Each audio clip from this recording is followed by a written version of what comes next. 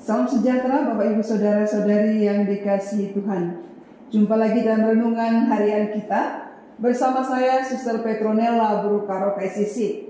Hari ini hari Rabu tanggal 14 Agustus 2024, peringatan wajib Santo Maximilianus Kolbe. Bacaan Injil yang akan kita renungkan diambil dari Injil Matius bab 18 ayat 15 sampai ayat 20. Apabila saudaramu berbuat dosa, tegurlah dia di bawah 4 mata. Jika ia mendengarkan engkau, engkau telah mendapatkannya kembali.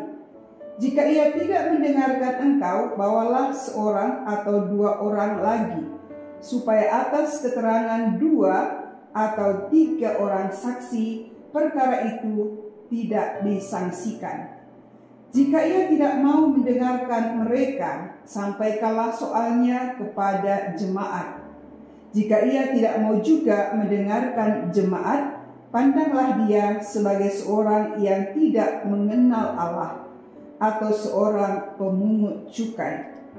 Sesungguhnya aku berkata kepadamu, apapun yang kamu ikat di bumi akan terikat di surga, dan apapun yang kamu lepaskan di bumi akan terlepas di surga. Aku berkata lagi kepadamu, jika 2 orang dari antara kamu di bumi ini sepakat tentang semuanya itu dan memintanya, permintaan mereka itu akan dikabulkan oleh Bapa-Ku yang di surga. Sebab di mana 2 atau 3 orang berkumpul dalam nama-Ku, di situ Aku ada di tengah-tengah mereka. Demikianlah sabda Tuhan. Saudara-saudari yang dikasihi Tuhan, tema permenungan kita hari ini adalah menegur dengan kasih. Saudara-saudari, setiap kita pastilah pernah menerima teguran atau juga menegur orang lain. Yang dimaksud dengan menegur adalah memberikan teguran, menasehati, mengingatkan. Sikap orang ketika menerima teguran bermacam-macam. Ada yang ketika ditegur biasa-biasa saja, kurang begitu peduli. Ada yang mengiyakan hanya untuk mempercepat proses pembicaraan. Ada yang menolak dengan tegas. Ada juga yang berkelit. Bahkan ada yang tersinggung dan marah. Serta masih banyak lagi reaksi yang lain.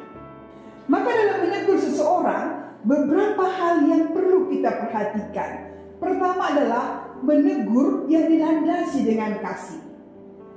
Memang ketika kita menegur seseorang, resikonya adalah kita tidak disukai. Tetapi kalau memang perlu untuk kita tegur, tegurlah. Karena mengasihi bukan berarti harus selalu setuju walaupun itu kurang pas. Harus selalu mengiyakan, yang penting aman saja. Harus selalu tersenyum. Menegur yang dibungkus dengan kasih tanpa kepura-puraan akan jauh lebih baik. Orang yang ditegur dengan kasih akan lebih mudah menerima teguran yang ditujukan kepadanya. Dan akibatnya, kemungkinan untuk yang bersangkutan berubah menjadi lebih besar. Sebaliknya, bila kita menegur dengan tidak berlandaskan kasih, hasilnya adalah pertengkaran. Karena bisa jadi kita sama-sama emosi ketika yang ditegur tidak mau menerima. Kedua, menegur haruslah dengan hikmat. Hikmat di sini berarti meliputi teknik. Bagaimana teknik kita, cara kita menyampaikan teguran. Kata-kata bijak apa yang bisa kita sampaikan. Waktu yang tepat, tempatnya. Jangan di tempat yang ramai, yang bisa membuat dia malu. Serta situasi dan kondisi. Ini perlu juga kita perhatikan. Lalu jangan menahan teguran karena takut terhadap resiko gesekan dan konflik. Jangan takut menegur bila memang itu diperlukan. Ya, sekali lagi benar. Kadang menegur itu tidak menyenangkan. Saudara-saudari, dalam bacaan tadi kita diingatkan, bila kita menegur orang cukup 4 mata, artinya berdua saja, aku dan dia. Tapi jika tidak mempan, sudah kita sampaikan tidak bisa diterima, maka minta bantuan 1 atau 2 orang lain untuk menegur. Bila setelah minta bantuan dari 1 atau 2 orang tetap tidak mempan juga, mintalah bantuan lebih banyak orang. Ini pastilah untuk kasus-kasus yang sangat serius. Untuk kasus-kasus yang dapat mengundang keresahan bagi banyak orang, hal ini perlu dilakukan. Saudara-saudari yang terkasih, kita perlu menyadari bahwa kita semua mempunyai tanggung jawab terhadap seseorang. Kita mempunyai tugas dan kewajiban untuk membawa sesama kita yang bersalah, yang berdosa, untuk bisa mengubah hidupnya menjadi lebih baik, untuk bisa kembali kepada kebersamaan kita. Kita tidak bisa berkata, biarkan saja dia berbuat apa yang dia sukai. Kita harus mengingatkan dia ketika dia bersikap berbuat kurang baik.